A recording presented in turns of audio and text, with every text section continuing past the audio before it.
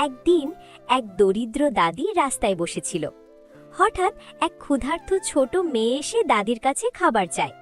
দাদির কাছে খুব সামান্য খাবার ছিল, তবুও দাদির মায়া হয় এবং নিজের খাবারটুকু মেয়েটিকে দিয়ে দেয়।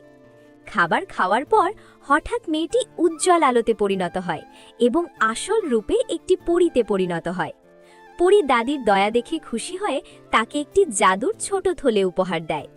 পরী বলে, এই থলেতে তুমি যা চাইবে তাই বের হবে। দাদি থলে খুলে বলল, চাল। সঙ্গে সঙ্গে থলে থেকে অনেক চাল বের হয়ে এলো। দাদি সেই খাবার দিয়ে গ্রামের গরিব মানুষদের সাহায্য করতে লাগলো। কিন্তু এক লোভী লোক আড়াল থেকে সব দেখে ফেলল। রাতে দাদি ঘুমালে লোকটি চুপি চুপি জাদুর থলে চুরি করে নিয়ে যায়। বাড়িতে গিয়ে লোকটি বলে, স্বর্ণ বের হও। কিন্তু সঙ্গে সঙ্গে থলে থেকে অসংখ্য রাগান্বিত মৌমাছি বের হয়ে লোকটিকে দংশন করতে থাকে। লোকটি চিৎকার করতে থাকে। দাদি এসে থলেটি হাতে নিতেই মৌমাছিগুলো আবার থলের ভেতর ঢুকে যায়। দাদি লোকটিকে ক্ষমা করে দেয়, কিন্তু দাদি কাঁদতে থাকে, কারণ এখনো কেউ লাইক ও সাবস্ক্রাইব করেনি।